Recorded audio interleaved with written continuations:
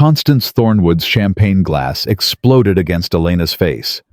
Glass shards sliced 3 deep cuts across her cheek. Blood dripped onto the marble floor of the Plaza Hotel ballroom while 500 guests stood frozen. "You think you can stand next to my son like you're one of us?" Elena didn't move, didn't cry. 3 years of scrubbing their floors, cooking their meals, eating standing up like a dog, she had learned that tears only made Constance hit harder. But tonight, the woman bleeding on this floor holds a secret that will destroy the Thornwood empire before dessert is served. Comment your city below so I can see how far this story travels. Tug. Glass crunched under Constance Thornwood's Louboutin heels as she stepped closer to Elena. "Clean it up." Elena's blood mixed with champagne on the marble. Her hands were steady. Her voice was steady. 3 years had taught her how to bleed without shaking.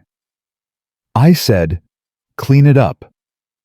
Constance grabbed a cloth napkin from a nearby table and threw it at Elena's chest. "On your knees, like you do at home." The ballroom was silent. 500 of New York's elite stood frozen with drinks in their hands. Senators, hedge fund managers, the chairman of Goldman Sachs. They watched like this was theater. Elena bent down. She picked up the napkin, and she wiped her own blood off the floor while her mother-in-law smiled. "Good girl," Constance said. "See how easy that was 3 years, and she's finally learning her place." Marcus Thornwood stood 10 feet away. His arm was wrapped around Vivian Drake's waist. His eyes were fixed on the ceiling. He said nothing. Elena had stopped expecting him to say anything 2 years ago. The first year of marriage, she had waited for him to defend her. The second year, she had begged. The third year, she had simply watched him disappear into doorways and bathrooms and phone calls whenever his mother started in. "Marcus." Elena stood up, the bloody napkin clutched in her fist. "Your mother just assaulted me. You provoked her. I walked into the room." "You walked into the room dressed like that?" Marcus finally looked at her. His handsome face twisted into something ugly. "Mother told you to wear the gray dress, the one that doesn't attract attention. Instead, you show up in a dress my husband bought me for our anniversary. I bought you that dress for dinner at home, not for—" Marcus gestured at the glittering crowd. "Not for this." "For what, Marcus? For an event where I might accidentally look like I belong." "You don't belong." Constance stepped between them. Her perfume was suffocating Chanel No. 5, $300 an ounce. "That's the point, Elena. You never belonged. You were a barista, a nobody from nowhere. My son made a mistake, and we've been paying for it ever since." Elena remembered the first time Constance had called her a mistake, 3 days after the wedding. Elena had come downstairs for breakfast, excited to start her new life. Constance was sitting at the head of the table reading the Wall Street Journal. "The help eats in the kitchen," Constance had said without looking up. Elena had laughed. "I'm not the help. I'm Marcus's wife." Constance had finally looked at her. Cold, measuring, dismissive. "Same thing, dear." That was day 3. By day 30, Elena was doing the laundry. By day 90, she was cooking all the meals. By day 300, she had stopped eating at the table entirely because it was easier than fighting. By day 1000, she had forgotten what it felt like to be treated like a human being. "I want her gone." Vivian Drake's voice cut through Elena's memories. The heiress was pouting her collagen-enhanced lips, forming a perfect moue of displeasure. "Marcus, you promised tonight would be special.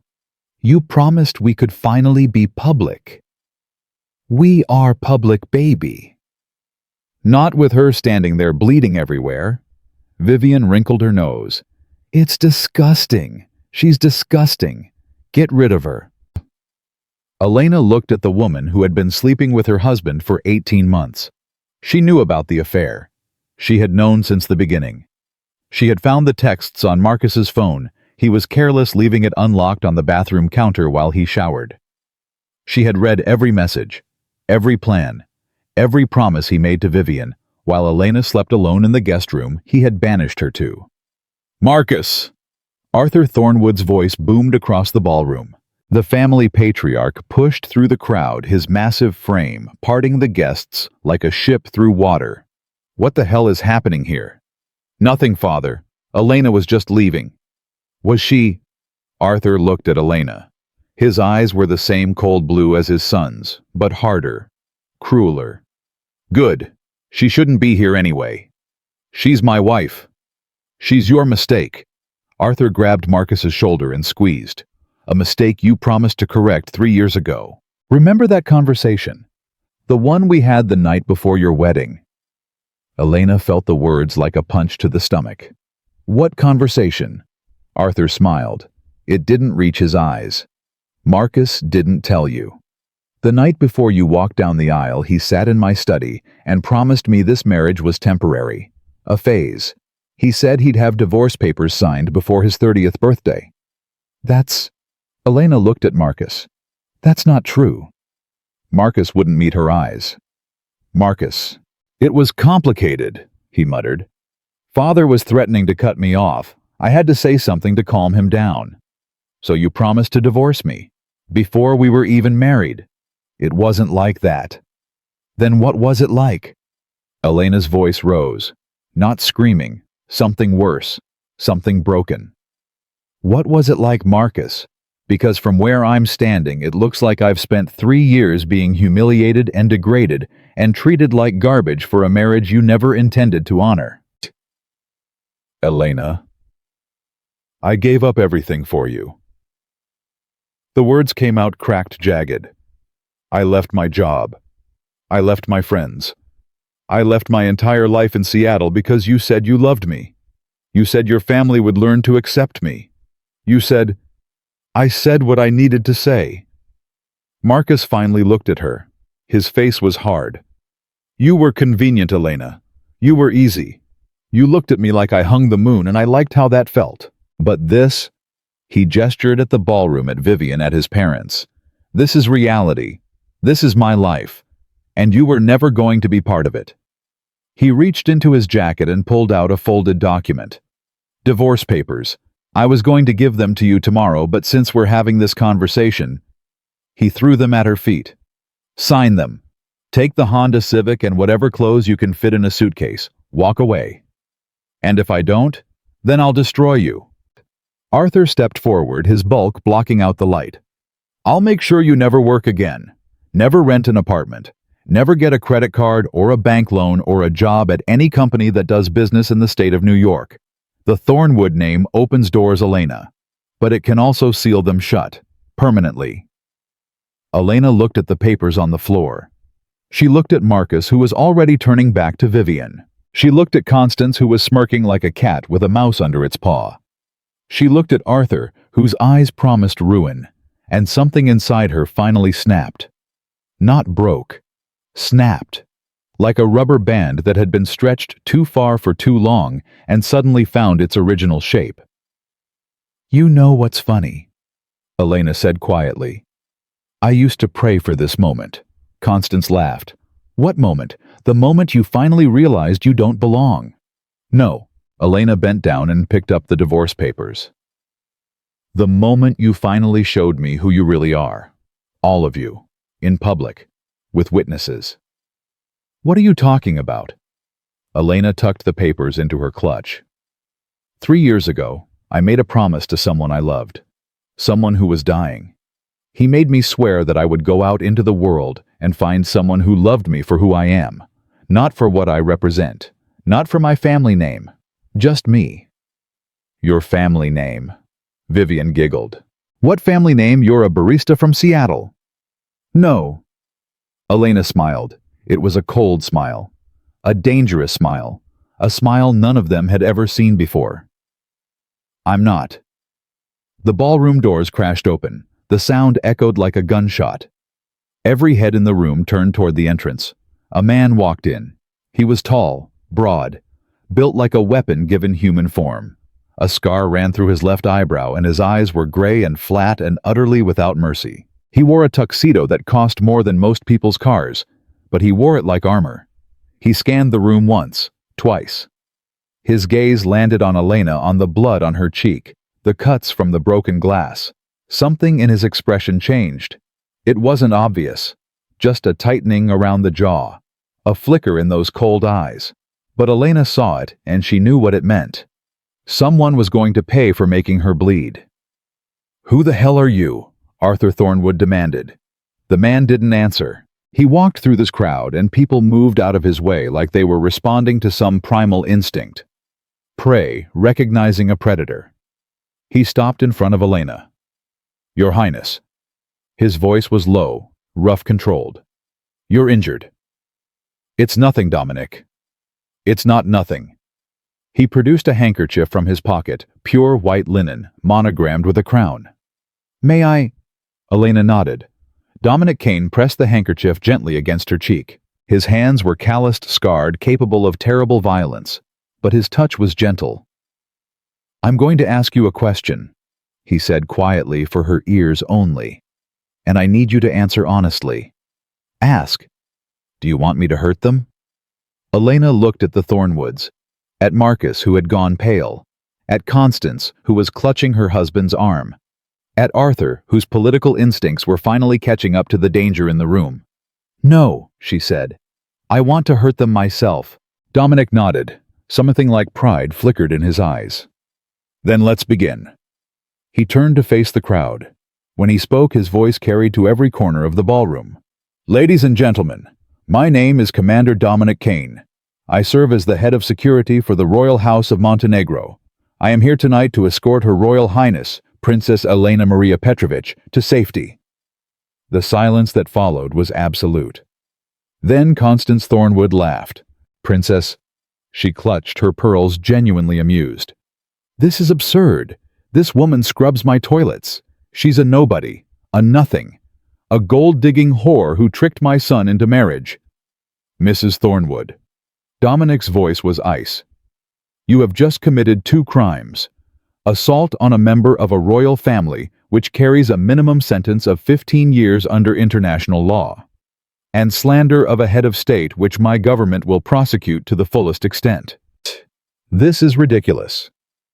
"Additionally," Dominic continued, "your fingerprints are now on the champagne glass you used as a weapon, the glass that is currently being collected by my team as evidence. The cuts on Her Highness's face will be documented by a physician, and the 500 witnesses in this room will be subpoenaed to testify about what they saw tonight." Constance's face went white. "You can't." "I can, I will. And unless you step back from Her Highness immediately, I will add threatening a protected diplomatic official to the list of charges." Constance stumbled backward, nearly falling. Arthur caught her arm. "Now wait a minute," Arthur said, his voice losing its bluster. "Let's all calm down. I'm sure there's been some misunderstanding. If Her Highness has been treated poorly in our home, we certainly apologize. We had no idea." "You had no idea." Elena stepped forward. The fear was gone from her voice. The trembling was gone from her hands. She stood like a queen. "You had no idea who I was. That's your defense." "Well, yes, if we had known. If you had known I was a princess, you would have treated me differently." Elena laughed. It was a hollow sound. "That's not a defense, Arthur. That's a confession." "I don't understand." "I know you don't. That's the problem." Elena turned to address the crowd. 3 years ago, my father, King Nikolai of Montenegro, was dying. On his deathbed, he made me promise that I would experience life as a commoner before taking the throne. He believed it would make me a better ruler. He believed I needed to understand how ordinary people live. She paused. "So I went to Seattle. I got a job at a coffee shop. I lived in a studio apartment. I waited tables and made lattes and rode the bus like everyone else. And I waited. I waited for someone to love me without knowing who I was." Elena looked at Marcus. "Then you walked in. Charming, handsome, full of stories about being misunderstood by your family. I thought I had found someone who saw me. Really saw me. Not the crown. Not the money. Just Elena." Marcus's face was gray. His mouth opened and closed, but no sound came out. "I was wrong." Elena's voice hardened. "You never saw me, Marcus. You saw a poor girl who looked at you like you were a hero. You saw someone you could control, someone you could discard when you got bored. Elena, I didn't. You watched your mother make me scrub floors. You watched her throw food at me when the soup was too cold. You watched her lock me in the basement overnight because I accidentally broke a vase. Elena's voice cracked just slightly on the last word. And you did nothing. Not once. Not ever. She reached into her clutch and pulled out her phone. So I started documenting every conversation, every crime, every late-night phone call your father made to his business partners, every bribe your mother paid to health inspectors and building officials, every dollar you moved through offshore accounts to avoid taxes. Arthur Thornwood made a choking sound. I have 3 years of evidence, Elena continued. 3 years of recordings and photographs and financial documents. Enough to put every member of this family in prison for the rest of their lives. You're bluffing. Arthur's voice was desperate. You wouldn't. I already have. Elena held up her phone. 15 minutes ago, I transmitted everything to the FBI, the SEC, and the Department of Justice. As we speak, federal agents are executing search warrants at your offices, your homes, and your offshore accounts. Phones started buzzing throughout the ballroom. Thornwood Industries stock just dropped 50%, someone shouted. 60%. The trading has been halted. Arthur Thornwood clutched his chest. His face was the color of old paper. You've destroyed us, he gasped. Everything we built. You destroyed yourselves. Elena tucked her phone away. I just kept receipts. She turned and walked toward the exit. Elena, wait. Marcus stumbled after her, grabbing her arm. Please, I love you. I was wrong. I'll change. Dominic moved. It happened so fast that most people in the room didn't see it. One moment Marcus was grabbing Elena's arm. The next moment he was on his knees, his wrist bent at an angle that made Constance scream. Do not, Dominic said softly, touch her. Let him go, Dominic. Elena's voice was tired. Dominic held Marcus's wrist for one more second long enough to make his point, then released it. Marcus crumpled to the floor, cradling his arm. I could have loved you, Marcus. Elena looked down at her husband. I did love you.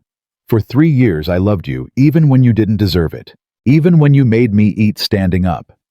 Even when you locked me in a guest room while you slept with other women. I kept thinking maybe tomorrow. Maybe tomorrow he'll see me. Maybe tomorrow he'll choose me. She shook her head. Tomorrow never came. Elena walked toward the door. The crowd parted for her like the Red Sea. Dominic, she said quietly. Yes, Your Highness. Take me home. With pleasure. They walked out together, a queen and her guardian, leaving the ruins of the Thornwood Empire burning behind them. The elevator doors closed. Elena leaned against the wall, finally allowing herself to breathe. The adrenaline was fading, and she could feel the sting of the cuts on her cheek. You're shaking, Dominic said. I know. You were magnificent in there. I know that too. She laughed weakly. 3 years of rehearsing that speech. I thought I'd feel different when I finally said it. Different how? Triumphant. Victorious. She closed her eyes. Instead, I just feel tired. The elevator hummed upward. Dominic was silent for a long moment. Your father would have been proud. Elena opened her eyes. You think so? I know so. Dominic's voice was rough. He asked me to watch over you. Before he died, he made me promise that no matter what happened, I would keep you safe. Is that why you called every Sunday at 3 a.m.? Yes. Is that why you offered to extract me 100 times? Yes. Is that why you waited 1,095 days for me to make this call? Dominic was quiet for a long moment. No, he said finally. That's something else entirely. Elena looked at him, at the scar through his eyebrow, at the gray eyes that had seen so much violence, at the hands that could kill a man in seconds but had touched her cheek so gently. Dominic. Yes, Your Highness. When we get home, we need to talk. About, about who the Thornwoods were laundering money for. Elena's voice hardened. They weren't smart enough to build that network themselves. Someone was pulling their strings. Someone dangerous. Dominic's jaw tightened. I have a suspicion, he said quietly. Tell me. Not here. The elevator doors opened onto the roof where a helicopter waited, rotors already spinning. But when we're safe, when you're home, I'll tell you everything. Elena stepped out into the cold night air.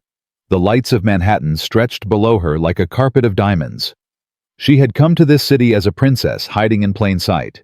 She was leaving as a queen who had burned her enemies to ashes. But as she climbed into the helicopter, she couldn't shake the feeling that this was only the beginning. The Thornwoods were destroyed. But whatever was behind them, whoever had been pulling their strings, was still out there. And they were going to come for her next. The helicopter touched down on the palace grounds at 4 a.m. Elena hadn't slept. She had spent the flight staring out the window at the black Atlantic below, watching the lights of America disappear behind her. Dominic sat across from her silent, his eyes never leaving her face. When the rotors finally stopped spinning, Elena stepped out onto Montenegrin soil for the first time in 3 years. The air smelled like salt and pine, like home. Your Highness. A woman in a crisp military uniform approached, flanked by 4 guards. Welcome back. The Prime Minister is waiting in your study. Tell him I'll see him in the morning. Ma'am, he insists, and I insist on a shower and a change of clothes before I discuss affairs of state. Elena's voice carried the weight of a woman who had just demolished an empire. The Prime Minister can wait. He's been running the country for 3 years without me. A few more hours won't matter. The woman saluted and retreated. Dominic fell into step beside Elena as she walked toward the palace. You should see him tonight. I should do a lot of things. Elena kept walking. Right now I need to wash the Thornwood stench off my skin. Then we're going to have that conversation you promised me. Elena, don't. She stopped, turned, looked up at him. Don't Elena me, Dominic. You've been holding something back since we left New York. I saw it in your eyes when I mentioned the Thornwoods partners. You know something. Dominic's jaw tightened. I know a lot of things. Then start talking. Not here. He glanced at the guards stationed along the walkway. In private. After you've rested. I don't need rest. I need answers. You need both. Dominic's voice softened. Please. Trust me for a few more hours. Elena studied his face. The scar, the gray eyes, the tension coiled in every muscle. She had trusted this man with her life for 3 years. He had never once let her down. Fine, she said. 1 hour. Then you tell me everything. The shower was scalding hot. Elena stood under the water until her skin turned red, watching the remnants of champagne and blood swirl down the drain. She touched the cuts on her cheek, 3 parallel lines already scabbing over. They would scar. She would carry the Thornwoods on her face forever. Good. She wanted to remember. When she emerged from the bathroom wrapped in a silk robe, Dominic was standing by the window of her private chambers. He had removed his jacket and rolled up his sleeves. In the lamplight, she could see the scars that covered his forearms, old wounds white with age. You've never told me where those came from, Elena said. Dominic didn't turn around. You never asked. I'm asking now. He was silent for a long moment. When he finally spoke, his voice was flat, detached, like he was reading from a report. My father gave me my first scar when I was 6 years old. I had failed to field strip a pistol in under 30 seconds. He held my arm over a candle flame until I passed out from the pain. Elena's stomach turned. Dominic. By the time I was 12, I could assemble any weapon in the dark. By 15, I had killed my first man. By 18, I was being groomed to take over the family business. What business? Dominic finally turned to face her. His eyes were empty, hollow. The Volkov Syndicate.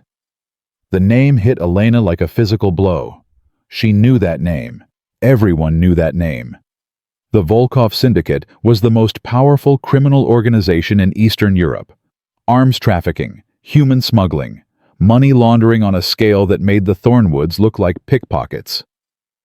"Your father," Elena whispered. "Viktor Volkov." "Yes. You're his son." "I was his son." Dominic's voice hardened. "I stopped being his son 20 years ago when he ordered me to execute a family that owed him money. The parents, the children, everyone." "What did you do?" "I refused." Dominic laughed bitterly. First time I had ever said no to him. He didn't take it well. He lifted his shirt. Elena gasped. His torso was a roadmap of violence, burn scars, knife wounds. What looked like bullet holes long healed but still visible. "He spent 3 days teaching me what happens to people who disobey Viktor Volkov," Dominic said quietly. "When he was finished, he left me for dead in a ditch outside Podgorica. A farmer found me, nursed me back to health. I joined the French Foreign Legion the day I could walk again. And you never went back. I never existed anymore. Silas Volkov died in that ditch. Dominic Kane was born." He lowered his shirt. "I changed my name, changed my face, spent 15 years becoming someone else. Someone better." "Does my father know?" "He knew everything. It's why he hired me." Dominic met her eyes.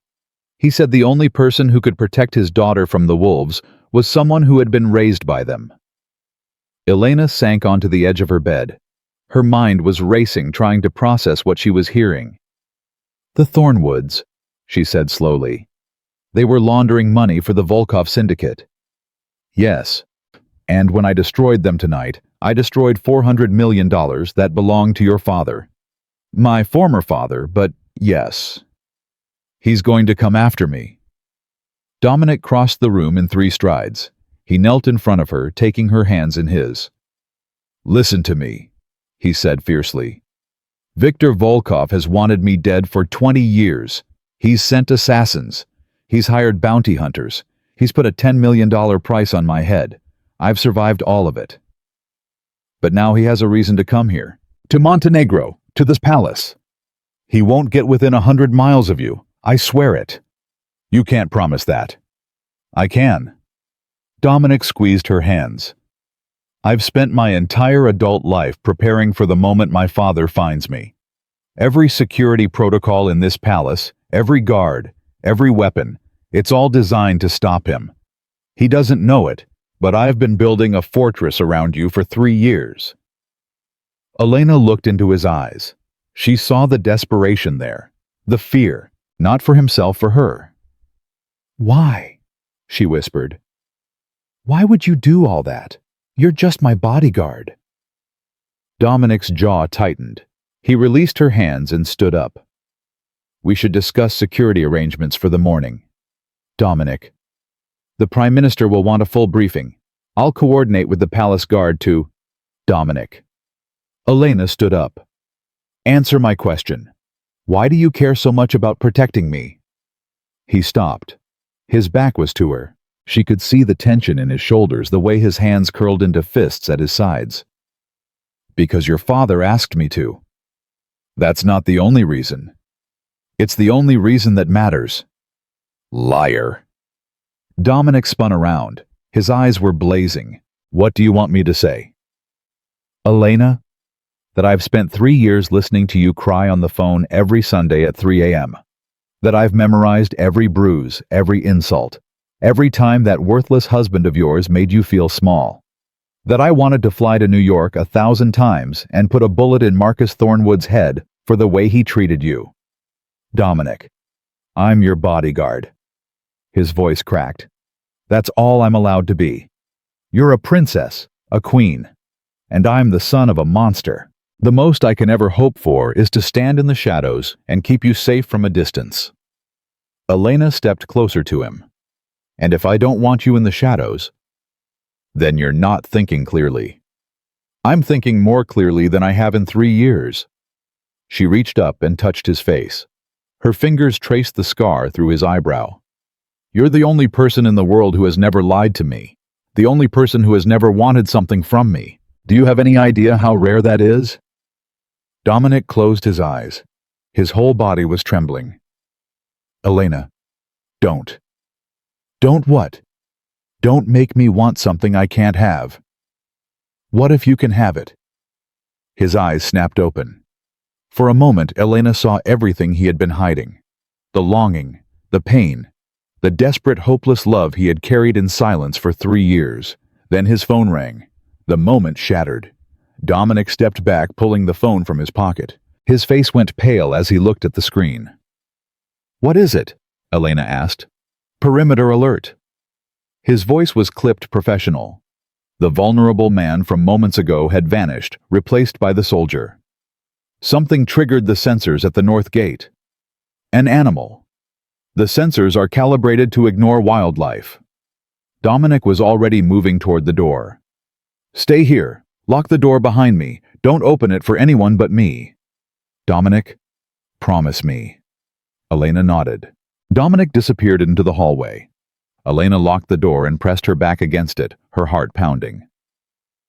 5 minutes passed. 10. 15.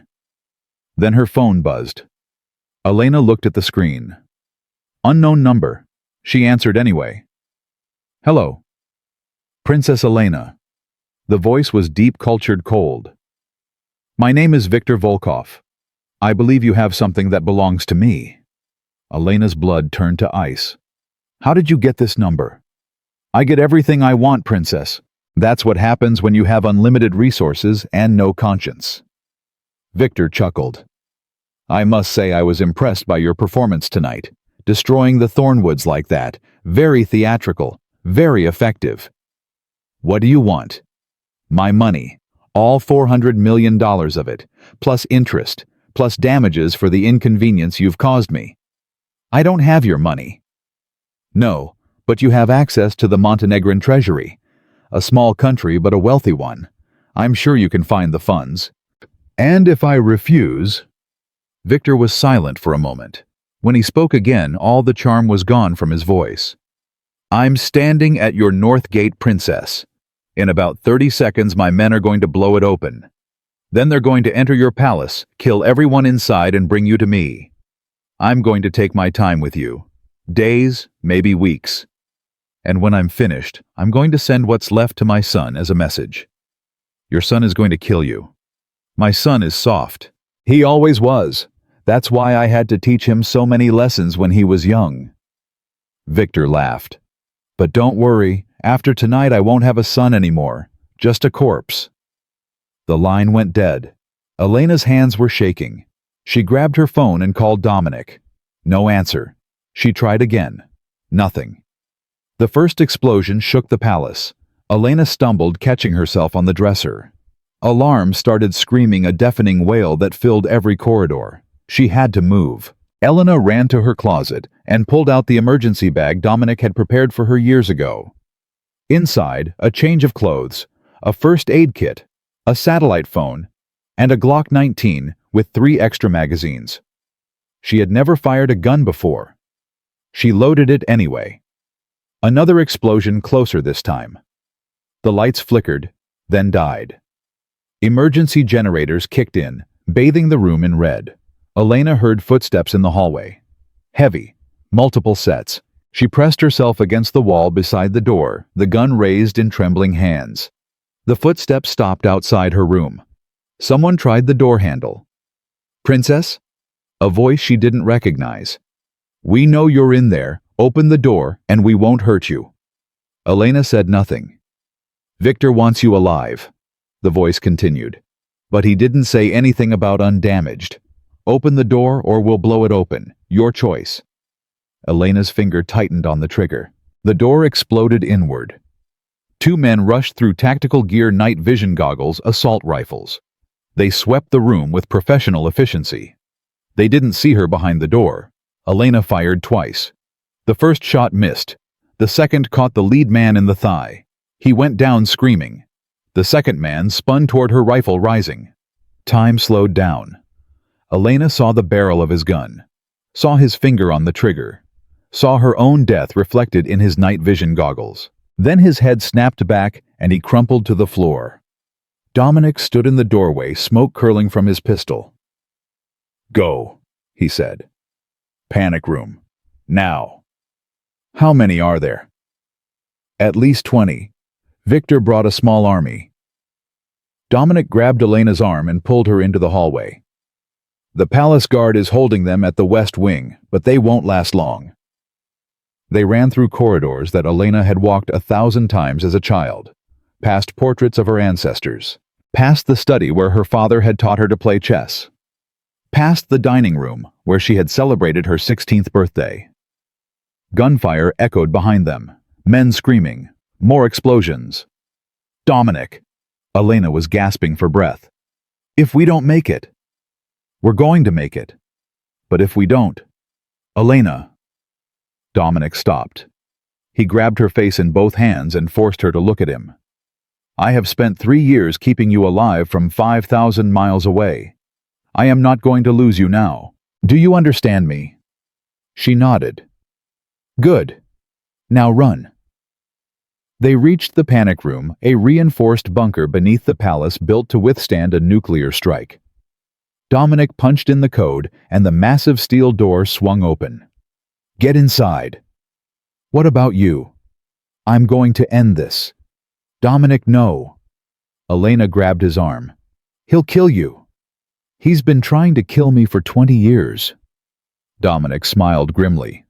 "Tonight, I stop running." "Then I'm coming with you."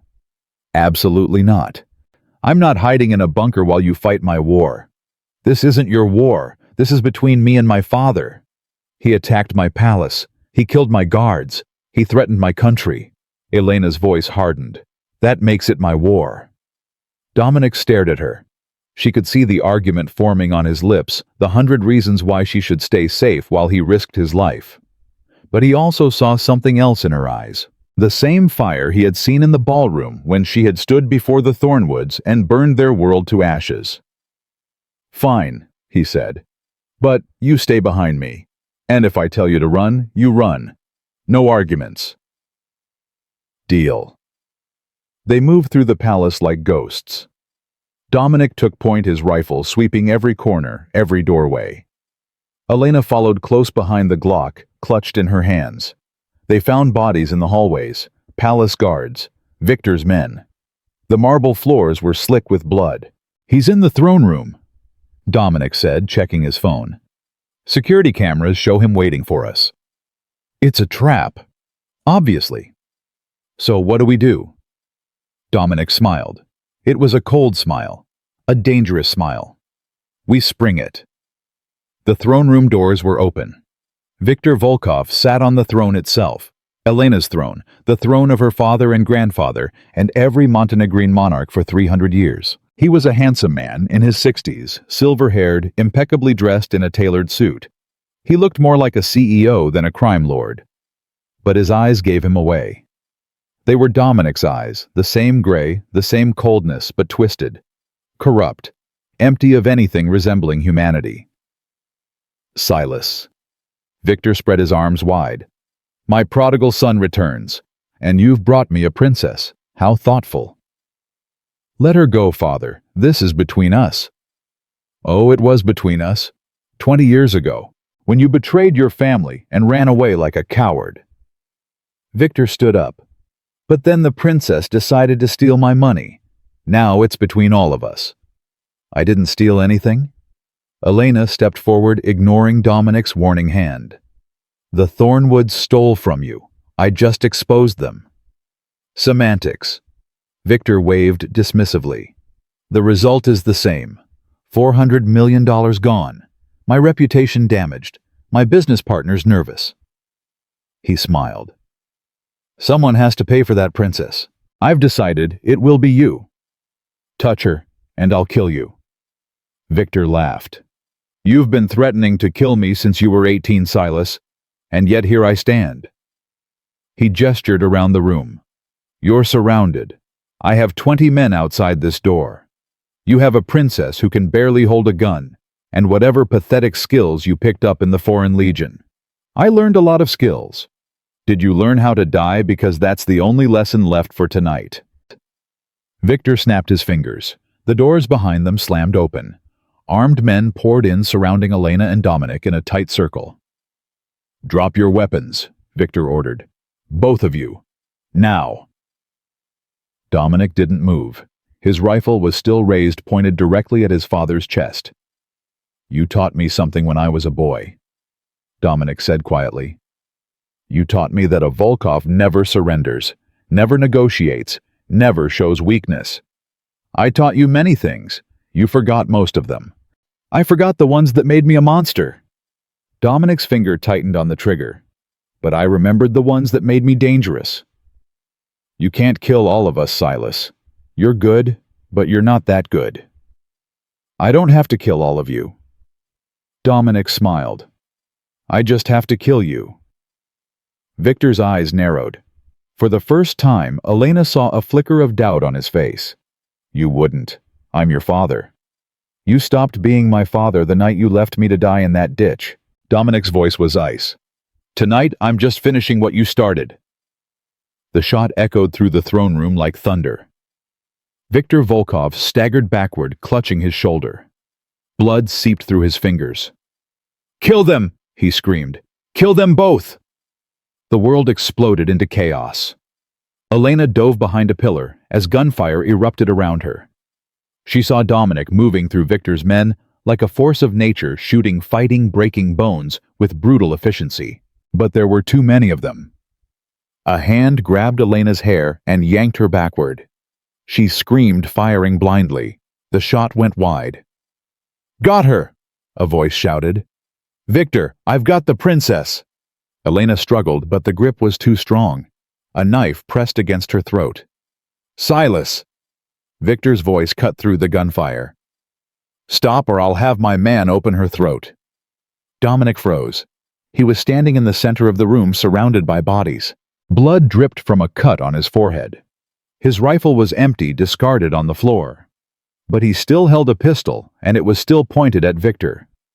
Let her go. Drop the gun first. If I drop this gun, you'll kill us both. Perhaps. Victor smiled, clutching his wounded shoulder. But if you don't drop it, she dies now. Your choice, Silas. The mission or the woman. Elena felt the knife bite into her skin. A thin line of blood trickled down her neck. Dominic! She gasped. Don't. Touching. Victor sneered. She doesn't want you to sacrifice yourself for her. How noble. How stupid. Dominic looked at Elena. She saw something in his eyes she had never seen before. Not fear. Not rage. Surrender. I love you, he said quietly. I should have told you years ago. I should have told you every Sunday at 3 a.m. when you called me crying. I should have told you every day of the last 3 years. But I was afraid. I was afraid that if you knew, you wouldn't need me anymore. Dominic, I'm sorry. He lowered the gun. I'm sorry I couldn't protect you. Victor laughed triumphantly. Finally. The great Dominic Kane brought low by a woman. How pathetically predictable. He raised his hand to give the order, and Elena moved. She didn't think. She didn't plan. She just remembered something Dominic had taught her during one of their late-night self-defense sessions at the palace. If someone grabs you from behind, don't fight the grip. Go with it. Use their momentum against them. Elena went limp. Her captor stumbled, thrown off balance.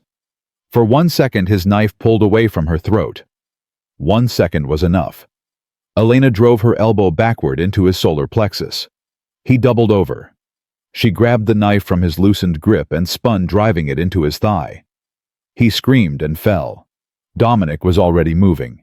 He crossed the room in 3 strides, scooping up a fallen rifle, and opened fire on the remaining guards. Victor ran.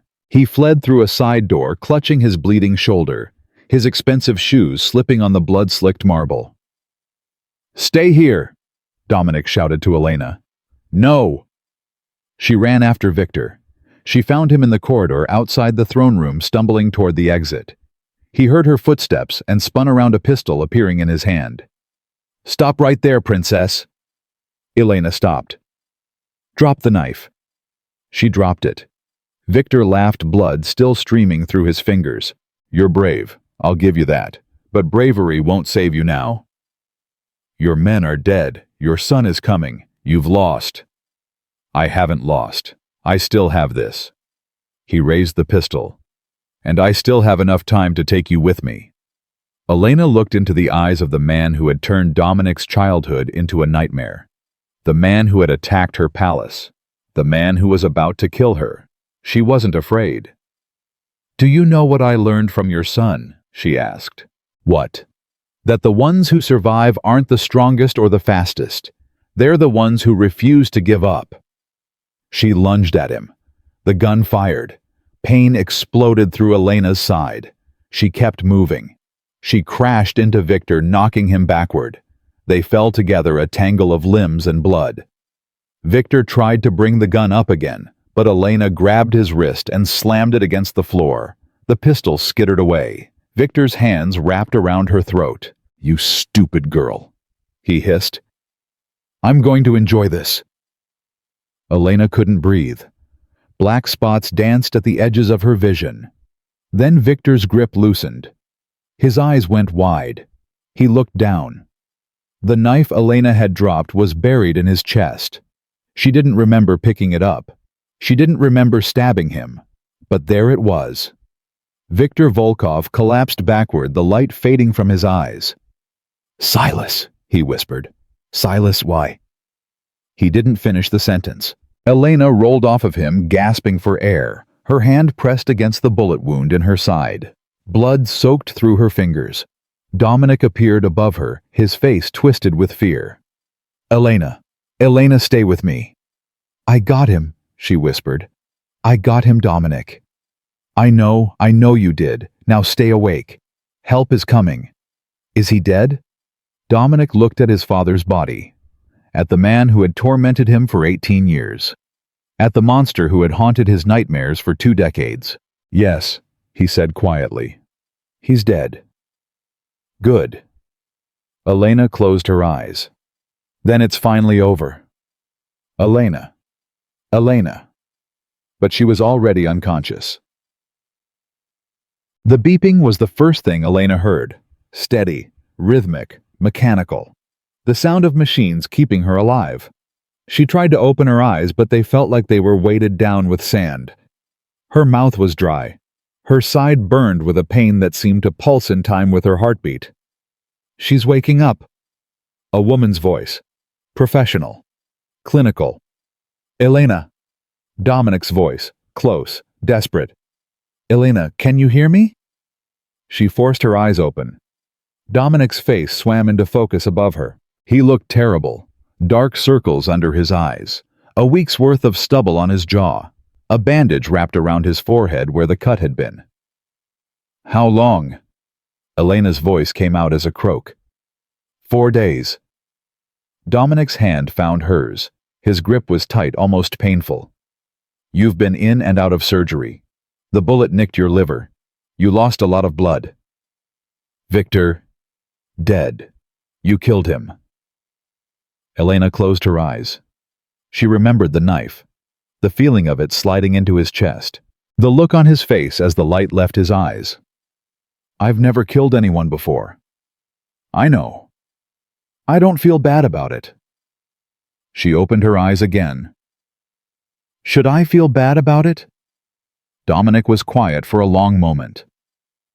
He would have killed you. He would have killed me. He would have destroyed everything you've built and everyone you love. What you did wasn't murder, Elena. It was survival. Is that how you felt the first time? Dominic's jaw tightened. No. The first time I felt like a monster. I was 15 years old and my father made me execute a man who owed him money. I threw up afterward. I didn't sleep for a week. What changed? I learned the difference between killing for power and killing to protect. Dominic squeezed her hand. You killed Victor to protect yourself, to protect your country, to protect me. That's not the same thing. Elena tried to sit up. Pain lanced through her side and she gasped. Don't.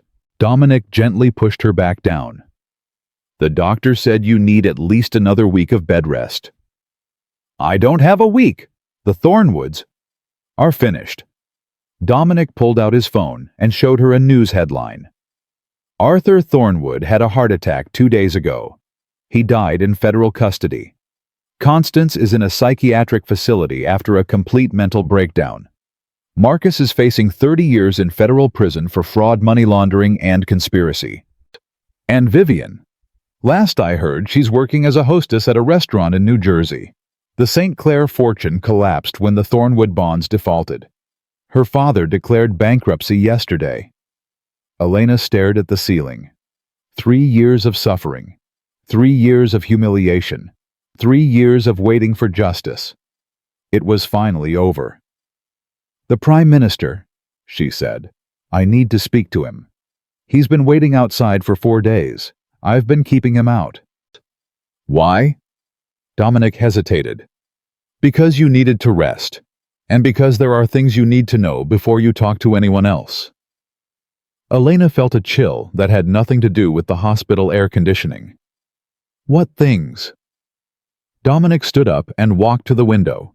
His back was to her, but she could see the tension in his shoulders. Victor didn't come to Montenegro just because of the money, he said quietly.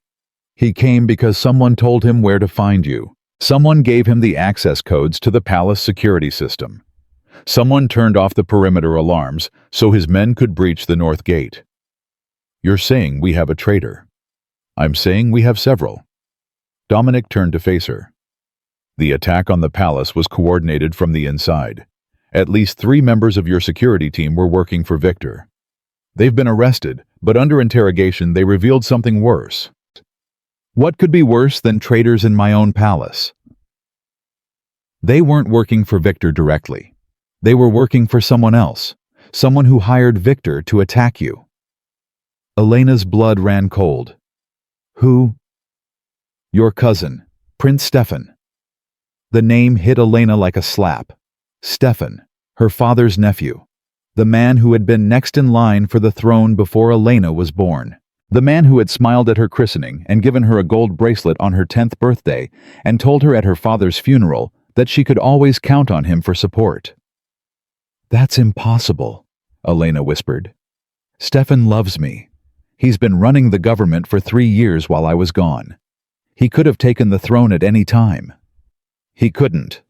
Your father's will was very specific. The throne passes to you on your 30th birthday, regardless of whether you're present to claim it. If Stefan wanted to rule Montenegro, he had to eliminate you before then. My birthday is in 3 weeks.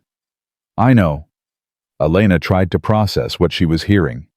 Her cousin, the man she had trusted to run her country, had hired a crime lord to murder her.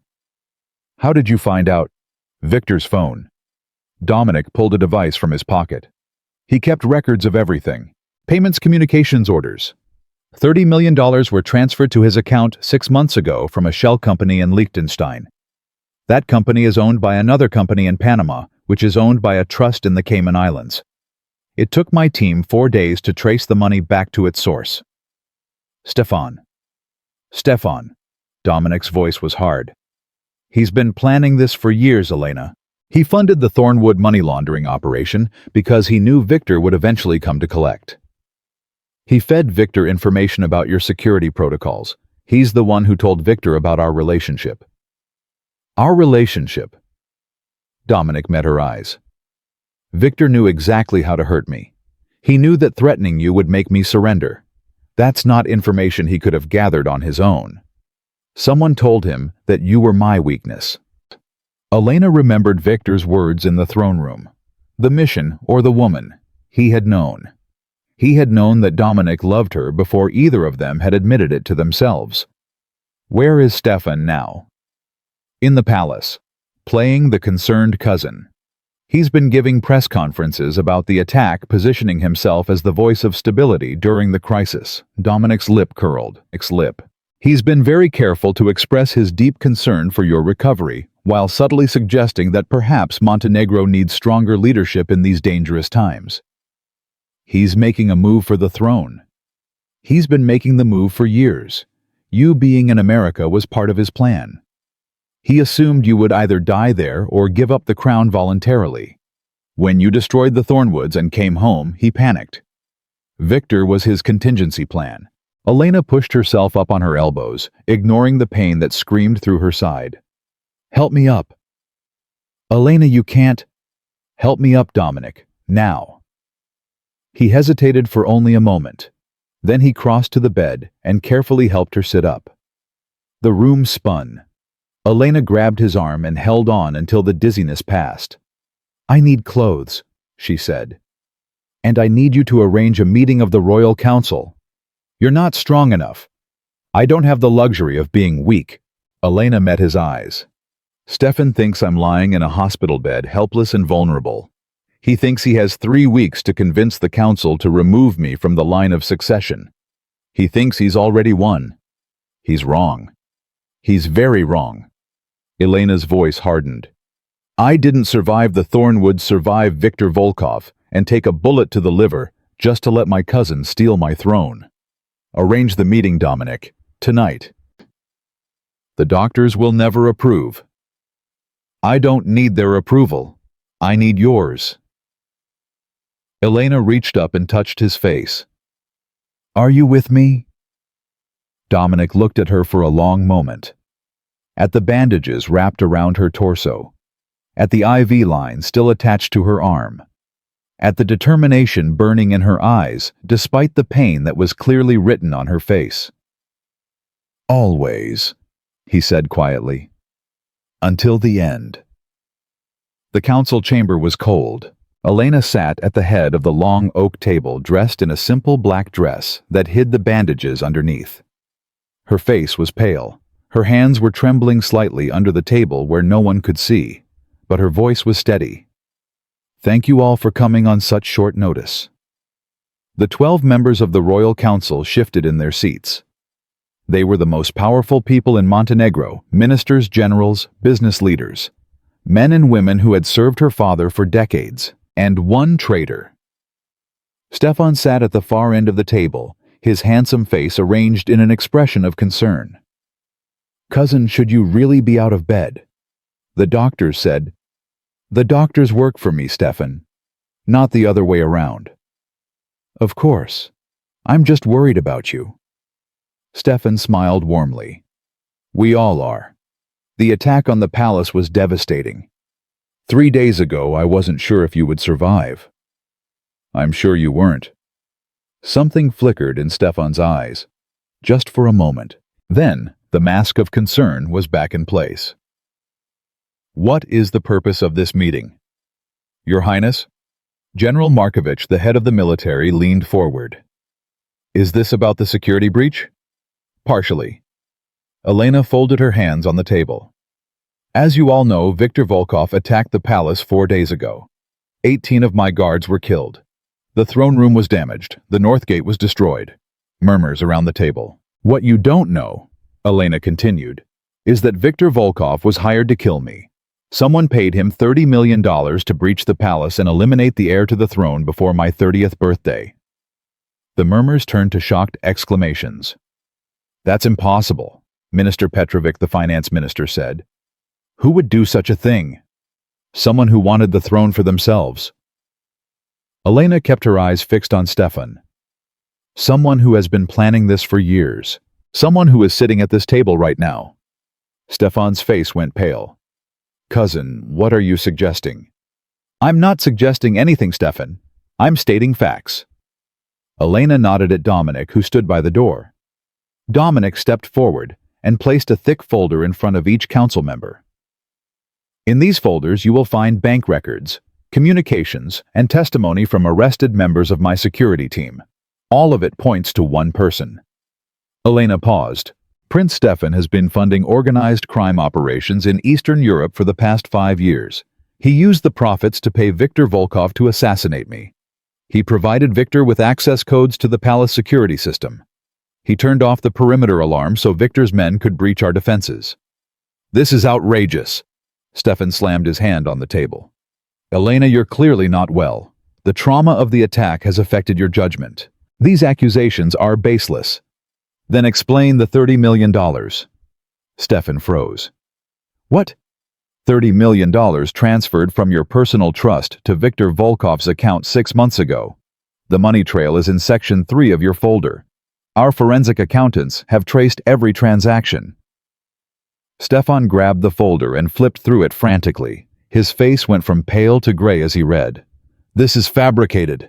Someone is framing me. The testimony from your co-conspirators is in Section 4. Elena's voice was ice. 3 members of my security team have confessed to working for you. They've provided detailed accounts of meetings, payments, and instructions. They've identified you by name, by voice, by the specific orders you gave them. They're lying. Section 5 contains recordings. Elena leaned forward. Did you really think Viktor Volkov would trust you without insurance, Stefan?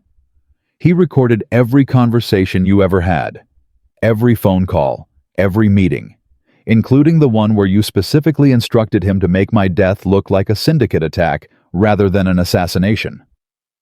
The room was completely silent. Stefan stood up slowly. His mask had finally cracked. Behind it, Elena saw something she had never seen before in her cousin's face. Hate. Pure, undiluted hate. You were supposed to die in America, Stefan hissed. You were supposed to marry that pathetic Thornwood boy and disappear into obscurity, but you couldn't even do that right, could you? You had to come back. You had to survive. You had to ruin everything. Stefan. General Markovich started to rise. Shut up. Stefan grabbed the knife from the place setting in front of him.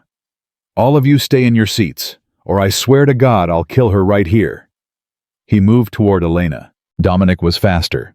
He crossed the room in 3 strides and put himself between Stefan and Elena. His gun was drawn, pointed directly at Stefan's chest. Put the knife down. Or what, you'll shoot me? Stefan laughed. It was a wild, desperate sound. Go ahead.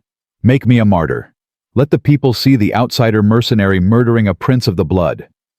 I won't let you touch her. You can't protect her forever. Stefan's eyes were manic. Even if you kill me, there are others. People who believe the throne belongs to the true bloodline, not some coffee shop girl who got lucky. They'll come for her.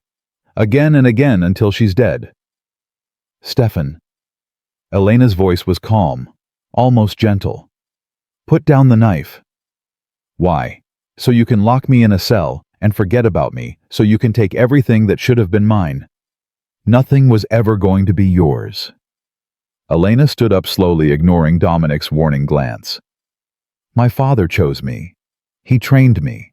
He trusted me with his country. You were always next in line, Stefan, but you were never meant to rule. Your father was a fool. My father was a king, and he knew something that you never understood. Elena stepped around Dominic, moving closer to her cousin. Power isn't taken, Stefan. It's earned. It's earned through sacrifice and suffering and service to something greater than yourself. Save the philosophy for your coronation speech. Stefan raised the knife. I should have done this myself years ago. He lunged. Elena didn't flinch. She had spent 3 years being beaten down by the Thornwoods. She had faced Viktor Volkov with nothing but a knife and her bare hands. She had killed a man and watched the light leave his eyes. She was done being afraid. She caught Stefan's wrist as he swung the knife. The blade stopped inches from her throat. I learned something in America, she said quietly. I learned that the people who hurt you expect you to stay down.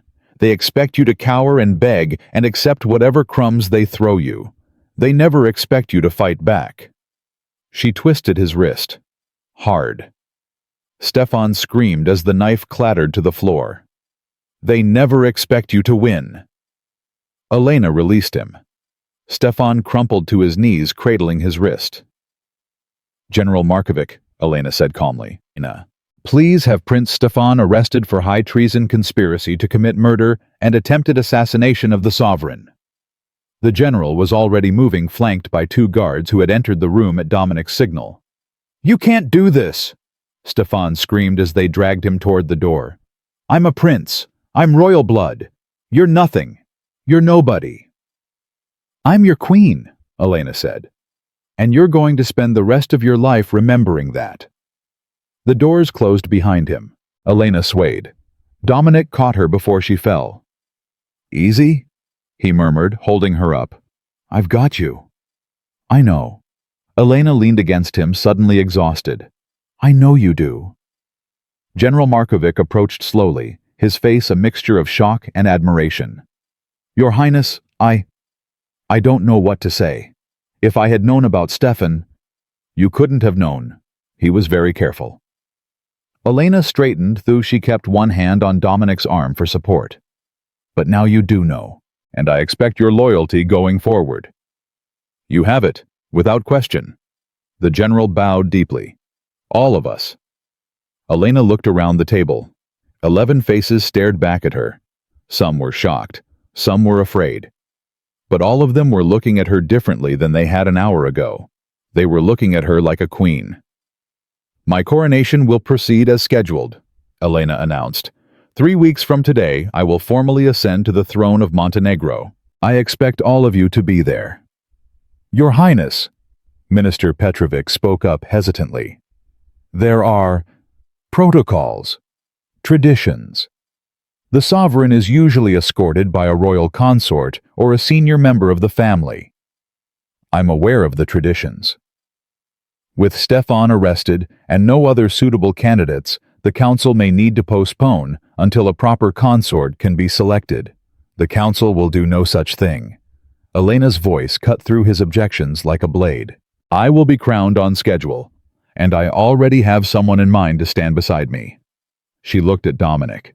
He looked back at her, his gray eyes unreadable.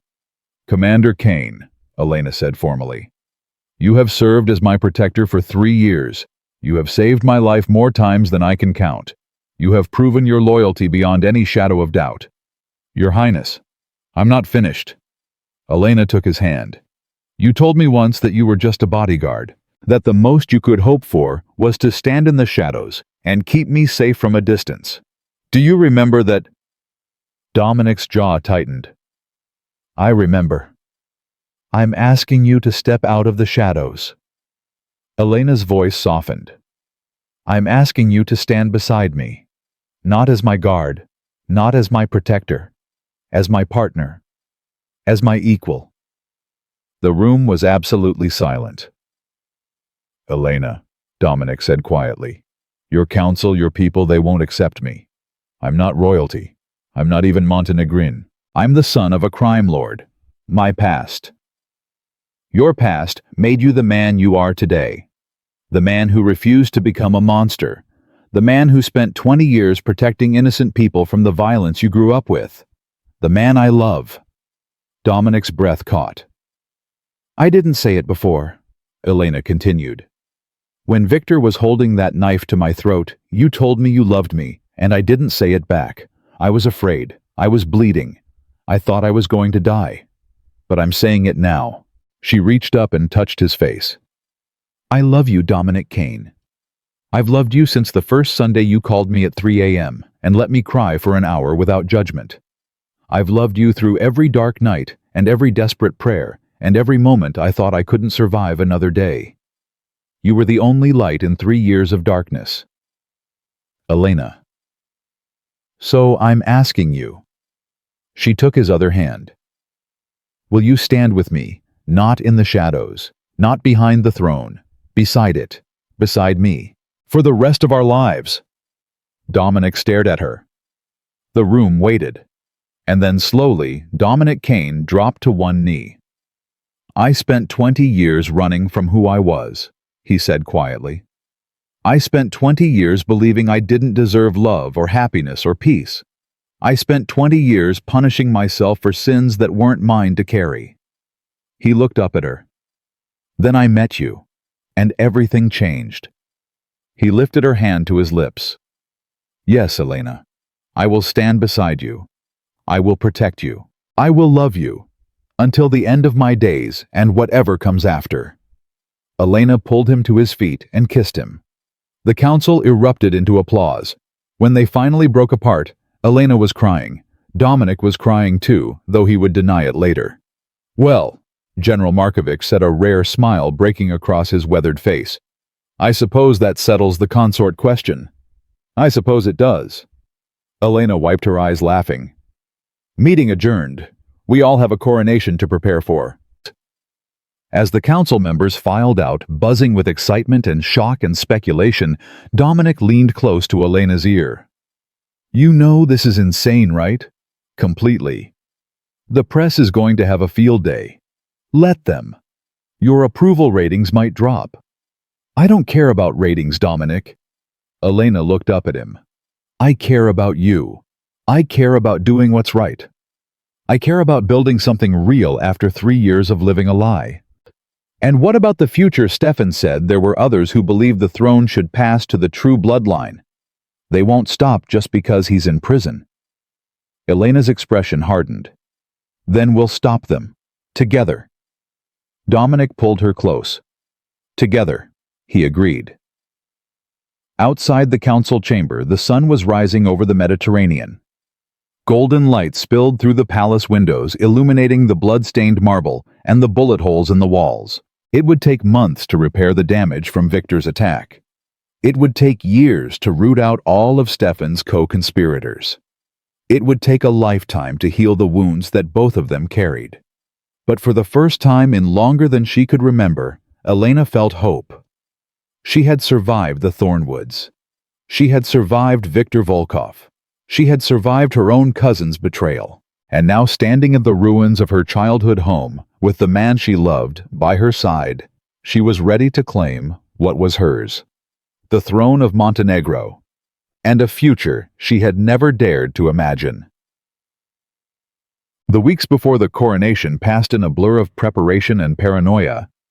Elena spent her days in meetings with ministers, generals, and diplomats.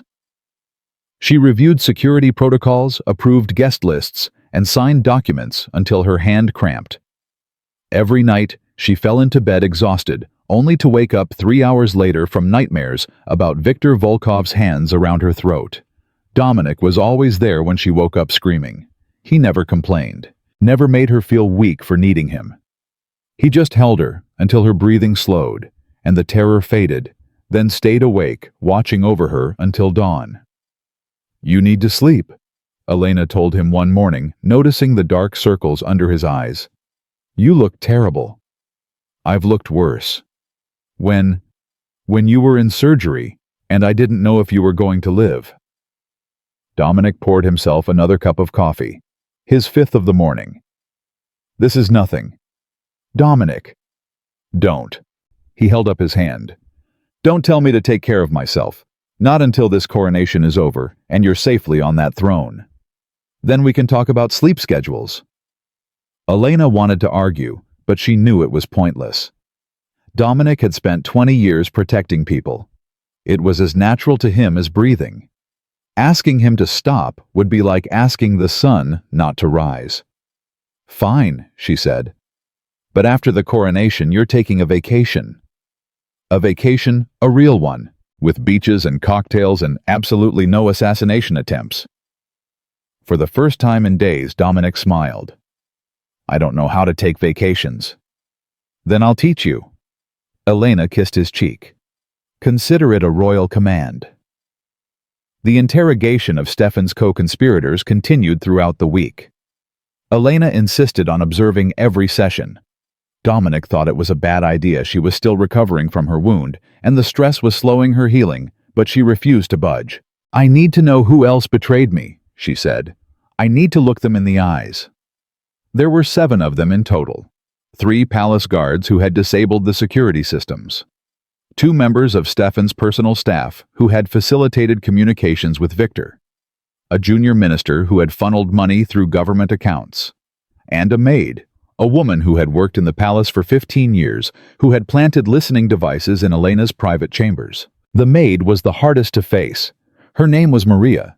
She had served Elena's family since before Elena was born.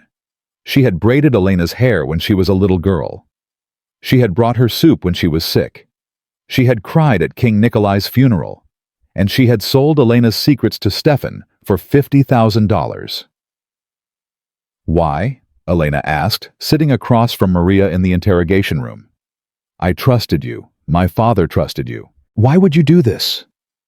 Maria's eyes were red from crying, Her hands shook as she clutched them in her lap.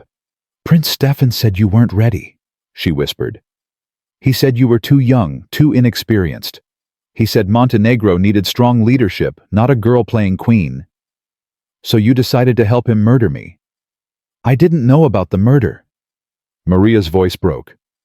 "I swear, Your Highness, I didn't know. Stefan told me he just wanted information. He said he was trying to protect the country, protect you from making mistakes. And you believed him. He was convincing." Maria looked up, tears streaming down her face. "He said your father had wanted him to guide you to make sure you were ready.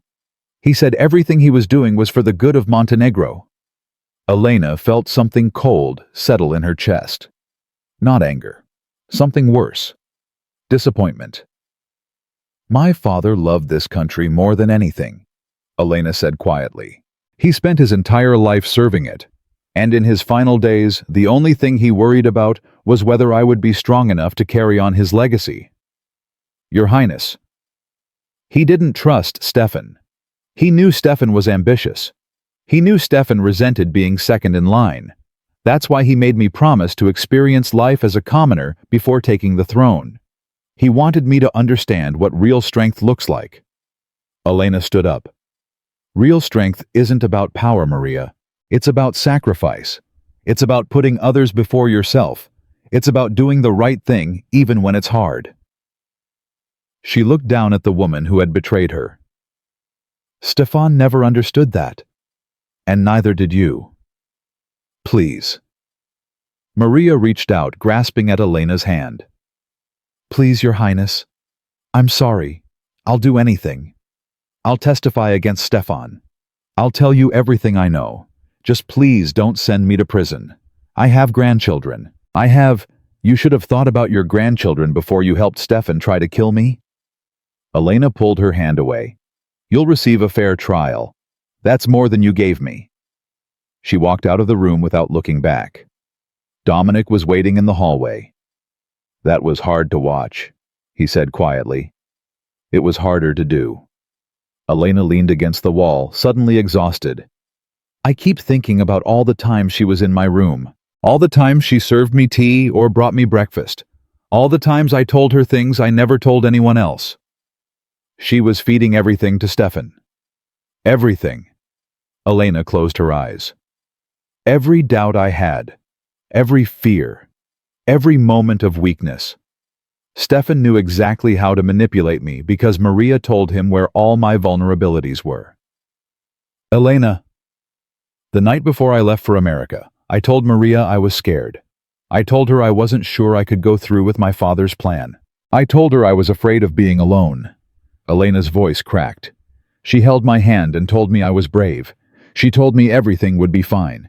And then she called Stefan and reported every word." Dominic pulled her into his arms. "It's over," he murmured against her hair. "Stefan is in prison. His co-conspirators are going to join him.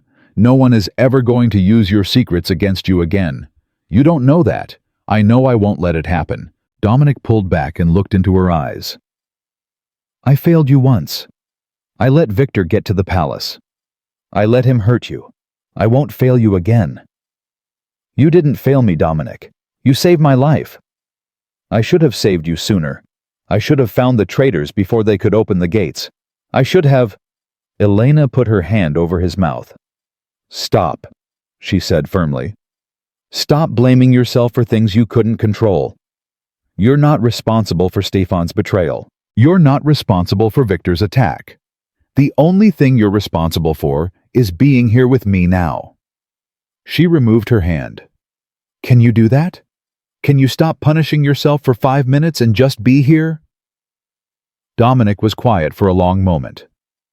"I'll try," he said finally. "That's all I ask." 3 days before the coronation, the first threat arrived. It came in the form of an envelope hand-delivered to the palace gates by a messenger who disappeared before security could question him. Inside was a single sheet of paper with a message typed in block letters. "The throne belongs to the true blood. The pretender will not be crowned. Long live Prince Stefan." Elena read it 3 times before handing it to Dominic. "Well," she said. I suppose it was too much to hope that Stefan's supporters would give up quietly. This is serious. Dominic's jaw was tight. Whoever sent this has access to resources, professional messengers, typed notes to avoid handwriting analysis. This isn't some angry citizen with a grudge. This is organized. Can you trace it? I'm already working on it. Dominic tucked the letter into an evidence bag. But Elena, we need to consider postponing the coronation. No. If there's an organized group planning to disrupt, I said no. Elena's voice was steel. If I postpone now, they win. They prove that threats and intimidation can stop the legitimate transfer of power. I won't give them that satisfaction. Your safety is your job. Elena met his eyes. Find them, Dominic. Find them before the coronation. That's what I need from you. Dominic looked at her for a long moment. She could see the war raging behind his eyes, the protector who wanted to lock her in a bunker versus the soldier who understood the importance of standing ground. Fine, he said finally, but I'm tripling security, and you don't go anywhere without me. Not to meetings, not to fittings, not even to the bathroom. That might be awkward. I'll wait outside the door. Elena laughed despite herself. You're ridiculous. I'm thorough. Dominic's expression softened slightly. I can't lose you, Elena. Not now. Not after everything we've survived. You won't lose me. She took his hand. We've faced worse than anonymous letters. We'll face this too. The second threat came 2 days later. This time, it wasn't a letter. It was a bomb. The device was found in the coronation hall during a routine security sweep. It had been hidden inside a flower arrangement set to detonate during the ceremony. If it had gone off, it would have killed everyone within 50 feet, including Elena. Military-grade explosives. Dominic reported, his face grim. This wasn't amateur work. Someone with serious training put this together. Stefan's people. Possibly. Or someone else entirely. Dominic ran a hand through his hair. The Volkov Syndicate is in chaos since Victor's death. There are a dozen lieutenants fighting for control. Any one of them might want revenge for what happened. So we have Stefan's loyalists and Victor's successors both potentially trying to kill me. Yes. Elena sat down heavily. Her side was throbbing, the wound still hadn't fully healed, and the stress of the past weeks was taking its toll. Maybe you're right, she said quietly. Maybe we should postpone. Dominic knelt in front of her. Elena. No, listen to me. She looked up at him, and for the first time since New York, he saw fear in her eyes. I'm not afraid of dying. I proved that when I fought Victor. But I am afraid of getting other people killed. If that bomb had gone off during the coronation, it wouldn't have just killed me. It would have killed you. It would have killed the council members. It would have killed every guard and guest and servant in that room. That's exactly why we can't postpone. What? If we postpone, we show them that their tactics work. Dominic took her hands. Every terrorist, every assassin, every enemy of Montenegro will know that all they have to do is plant a bomb and the government caves. You'll never be safe. There will always be another threat, another delay, another reason to hide. So what do? We go forward. Dominic's eyes were fierce. We go forward, and we show them that Montenegro doesn't bow to terrorists. We show them that their queen is stronger than their fear. And if they try again, then I stop them. Dominic squeezed her hands. That's what I do, Elena. That's what I've always done. I find the threats, and I eliminate them. Trust me to do my job. Elena looked at him, at the scars on his face, at the determination in his eyes, at the man who had spent his entire life protecting people from monsters. I trust you, she said quietly. I've always trusted you. Then trust me now. Let me handle security. You focus on being the queen Montenegro needs. Elena nodded slowly. Okay. Okay. Okay. She managed a weak smile. But if you get yourself killed protecting me, I'm going to be very angry. Dominic leaned forward and kissed her forehead. Noted. The night before the coronation, Elena couldn't sleep. She stood on the balcony of her private chambers, looking out at the city below. Thousands of lights twinkled in the darkness. Somewhere out there, her people were sleeping, preparing for tomorrow's celebration. They had no idea how close they had come to losing their queen before she was even crowned. You should rest. Elena didn't turn around. She had heard Dominic's footsteps approaching. I can't, she said. Every time I close my eyes, I see the bomb. I see the coronation hall in flames. I see you. Her voice broke. Dominic moved to stand beside her. He didn't touch her. He just stood there, a solid presence in the darkness. I found them, he said quietly. Elena turned. What? The group behind the threats. Stefan's loyalists. 6 men, all former military, all connected to Stefan, through a private security company he used to own. Dominic's voice was flat, professional. They were planning a coordinated attack during the ceremony. Multiple shooters positioned in the gallery.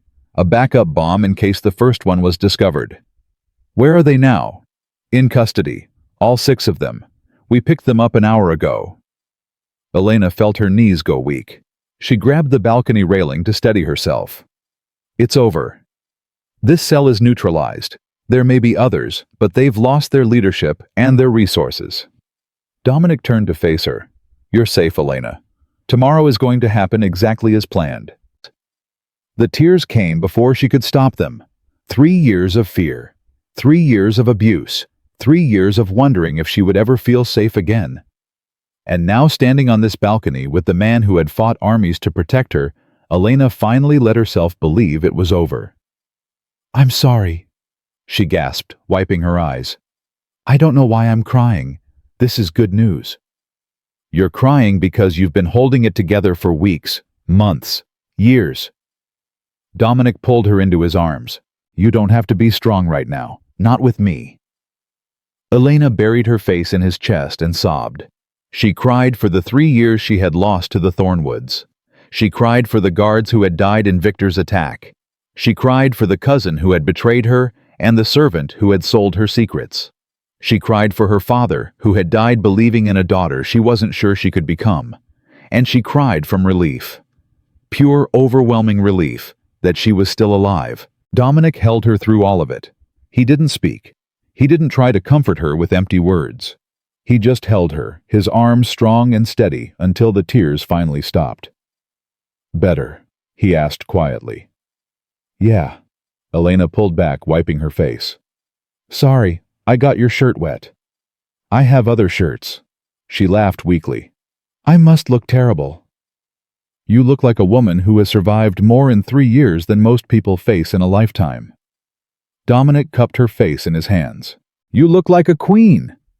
I don't feel like a queen. You will. Tomorrow when you put on that crown, when you stand in front of your people and swear to protect them, you'll feel it. Dominic smiled. I've seen a lot of leaders in my life, Elena. Presidents, generals, kings. None of them had what you have. What do I have? Heart. He kissed her forehead. The Thornwoods tried to break it. Victor tried to stop it. Stefan tried to corrupt it. And it's still beating, still fighting, still loving, despite everything you've been through. Elena closed her eyes. I love you, she whispered. I love you too. Dominic pulled her close. Now come to bed. Tomorrow is going to be a long day. Will you stay? I'm not going anywhere. Not tonight. Not ever. They walked back into the bedroom together. Elena didn't have any more nightmares. For the first time in 3 years, she slept peacefully. The morning of the coronation dawned clear and bright. Elena stood in front of the mirror in her dressing room, watching the stylists put the finishing touches on her appearance. The gown was ivory silk embroidered with gold thread in patterns that represented the history of Montenegro. A cape of deep blue velvet trailed behind her, lined with ermine fur. She looked like a queen. She didn't feel like one. 5 minutes, Dominic said, appearing in the doorway. He was wearing his formal uniform black with gold epaulets medals gleaming on his chest. He looked like something out of a fairy tale. I'm not ready. You are. I'm going to trip on my cape. I'm going to forget the words to the oath. I'm going to... Elena. Dominic crossed the room and took her hands. Look at me. She looked. You survived Constance Thornwood. You survived Marcus. You survived Viktor Volkov and a bullet to the liver and your own cousin's betrayal. This... He gestured at the crown waiting on its velvet pillow. This is just a ceremony. Just words and symbols and tradition. It's more than that. No, it isn't. You've already proven who you are. You've already earned the right to wear that crown. Today is just making it official. Elena took a deep breath. You'll be there the whole time. I'll be standing right beside you. Dominic squeezed her hands. Where I belong. The coronation hall was filled to capacity. 2,000 guests filled the pews. Dignitaries from around the world, representatives from every country in Europe. Leaders of industry and government and culture. Television cameras lined the walls broadcasting the ceremony to millions of viewers around the globe. Elena walked down the center aisle alone. It was tradition. The monarch-to-be had to approach the throne without escort, symbolizing the solitary burden of leadership. But Elena didn't feel alone. She could feel Dominic's eyes on her from his position at the front of the hall. She could feel the weight of her father's memory guiding her steps. She reached the throne and turned to face the crowd. The Archbishop of Montenegro approached, carrying the ancient crown of the royal house on a velvet cushion. Elena Maria Petrovich, he intoned. You come before God and country to accept the sacred burden of leadership. Do you swear to protect the people of Montenegro with your life? I swear. Do you swear to uphold justice, defend the weak, and serve the nation before yourself? I swear. Do you swear to honor the legacy of your ancestors and preserve the traditions they have entrusted to you? I swear. The Archbishop lifted the crown. Then, by the authority vested in me by God and the laws of Montenegro, I crown you Queen Elena, the first sovereign of this nation and guardian of its people. The crown settled onto her head. It was heavier than she expected. The hall erupted in applause. 2,000 people rose to their feet, cheering, crying, celebrating the dawn of a new era. Elena looked out at the sea of faces. She saw General Markovic, tears streaming down his weathered cheeks. She saw Minister Petrovic applauding with genuine enthusiasm. She saw dignitaries and diplomats and ordinary citizens who had been lucky enough to secure tickets. And she saw Dominic. He was standing at the front of the hall, exactly where he had promised to be. He wasn't cheering. He wasn't crying. He was just looking at her with an expression she had never seen before. Pride. Pure, unguarded pride in the woman she had become. Elena raised her hand, and the hall fell silent. People of Montenegro, she said, her voice carrying to every corner of the room. I stand before you today not as a princess who has inherited a throne, but as a woman who has earned the right to serve you. She paused. 3 years ago, I left this country to fulfill a promise I made to my father. He asked me to experience life as a commoner, to understand the struggles of ordinary people, to learn what it truly means to be strong. Her voice strengthened. I learned that strength is not about power or wealth or titles. It is about endurance. It is about standing up when the world tries to push you down. It is about protecting the people you love, even when it costs you everything. She looked at Dominic. I learned that from the people who tried to break me, and I learned it from the man who helped me put myself back together. The crowd murmured. Everyone knew the story by now. The tabloids had been running it for weeks. The Princess and the Bodyguard, the fairy tale romance born from tragedy. Commander Dominic Kane has served this nation with honor and distinction. He has saved my life more times than I can count. And in 3 weeks' time he will become my husband and your king. The hall erupted again. Dominic's expression didn't change. But Elena saw his eyes glisten just for a moment before he blinked it away. Together. Elena continued, raising her voice above the cheering. We will build a Montenegro worthy of your trust. A nation of justice, compassion, and strength. A nation that protects its people instead of exploiting them. A nation that stands tall against tyranny and terror. She lifted her chin. I am your queen. And I promise you this, I will never stop fighting for you. I will never stop serving you. I will never stop loving this country that my father gave his life to protect. She extended her hand toward Dominic. Will you stand with me? He didn't hesitate. He walked up the steps to the throne, took her hand, and stood beside her. 2,000 people rose to their feet, their cheers shaking the rafters. Elena looked out at her kingdom, at the people who had trusted her with their futures, at the nation she had promised to protect. For the first time in her life, she felt like she was exactly where she belonged. The crown on her head was heavy, but with Dominic beside her, she could carry it. 3 months had passed since the coronation. Elena stood at the window of her private study, watching the sun set over the Mediterranean. The sky was painted in shades of gold and crimson, and somewhere in the city below, church bells were ringing for evening mass. It was peaceful. She still wasn't used to peaceful. You're brooding again. Elena turned. Dominic was leaning against the doorframe, arms crossed, a slight smile playing at the corners of his mouth. He was wearing civilian clothes, jeans, and a white linen shirt with the sleeves rolled up. She still wasn't used to seeing him out of his tactical gear. I'm not brooding. I'm reflecting. That's what people say when they're brooding, but don't want to admit it. Dominic crossed the room and wrapped his arms around her from behind. What are you reflecting on? Everything.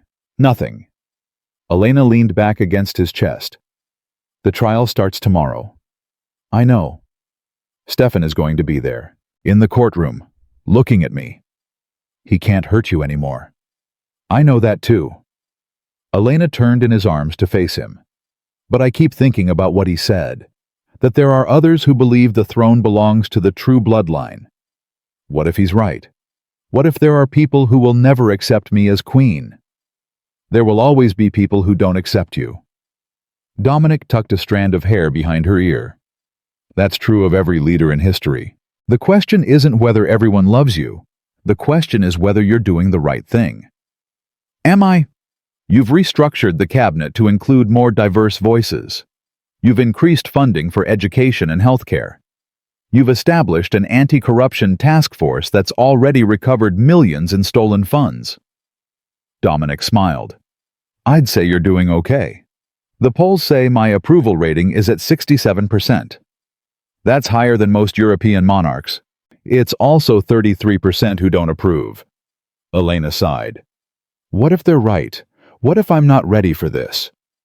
Dominic was quiet for a moment. Then he took her face in his hands and made her look at him. Do you remember what you said to me the night before the coronation, when I was beating myself up for letting Victor get to the palace? I told you to stop punishing yourself for things you couldn't control. Exactly. Now I'm telling you the same thing. His thumb traced her cheekbone. You can't control what people think. You can only control what you do. And what you've done, what you're doing, is extraordinary. It doesn't feel extraordinary. It feels like barely keeping my head above water. That's what leadership is. Anyone who tells you different is lying.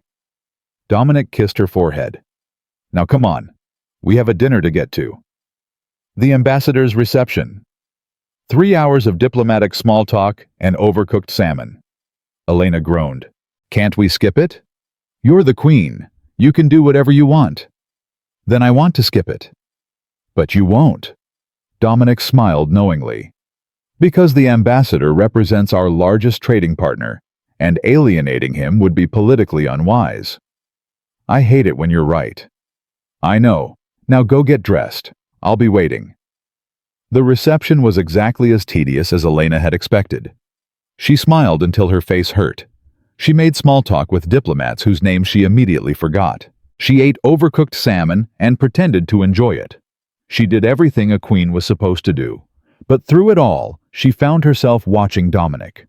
He moved through the crowd with a grace that seemed at odds with his size.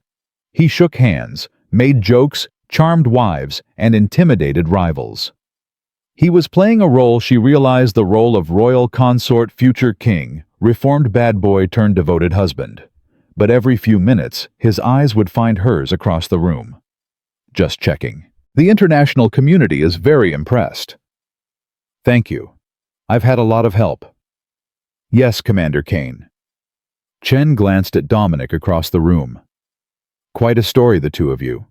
A princess in hiding, and a bodyguard with a dark past. It's like something out of a movie. It felt more like a nightmare while we were living it. I'm sure it did. Chen lowered his voice. I wanted to warn you, Your Majesty. There are rumors. Elena's smile didn't falter, but her attention sharpened. What kind of rumors? The Volkov Syndicate is reorganizing. There's a new leader, a man named Alexei Petrov. He was Viktor Volkov's second in command. I've heard the name. Then you know he's dangerous. Possibly more dangerous than Viktor was. Chen sipped his champagne. Word is, he's not happy about what happened to his predecessor. Word is, he's planning something. Something against Montenegro. Something against you, specifically. Chen met her eyes. I'm telling you this as a friend, Your Majesty, not as a diplomat. Watch your back. I always do. And watch Commander Kane's back, too. Petrov knows that hurting him would hurt you. He may try to use that. Elena felt a chill run down her spine. Thank you for the warning, Ambassador. It's the least I can do. Montenegro has been a good friend to China. I'd hate to see anything happen to its queen. Chen raised his glass. To your health, Your Majesty, and your continued reign. He disappeared into the crowd. Elena found Dominic 10 minutes later standing by the bar. We need to talk, she said quietly. I know. His expression was grim. I just got a message from my intelligence contacts. Alexei Petrov has put a price on our heads. Both of us? Both of us. 10 million each. Dominic's jaw tightened. He's calling it a wedding gift. Elena felt her stomach turn. When were you going to tell me? Tonight, after the reception. He took her arm and guided her toward a quiet corner. I didn't want to ruin your evening. My evening was already ruined by overcooked salmon. This just adds a nice layer of mortal danger to the mix. Dominic almost smiled. You're handling this well. I've had practice. Elena looked up at him. What do? We increase security. We activate our intelligence networks. We find Petrov before he finds us. And then we end this, permanently. Elena was quiet for a moment. Dominic, I'm tired of living like this, looking over my shoulder, waiting for the next attack. I thought killing Viktor would be the end of it. It was the end of Viktor. But the syndicate is bigger than one man. Dominic took her hands. I know you're tired. I know you want peace. But we can't have peace until we cut out the rot completely. Can we cut it out completely, I mean? We find out where he is operating, where his money comes from, who his partners are. And then we destroy him the same way I destroyed the Thornwoods. That's dangerous. So is waiting for him to strike first. Elena. I'm not the scared girl who needed you to save her anymore, Dominic. Elena squared her shoulders. I killed Viktor Volkov with my own hands. I faced down my cousin and exposed his treason.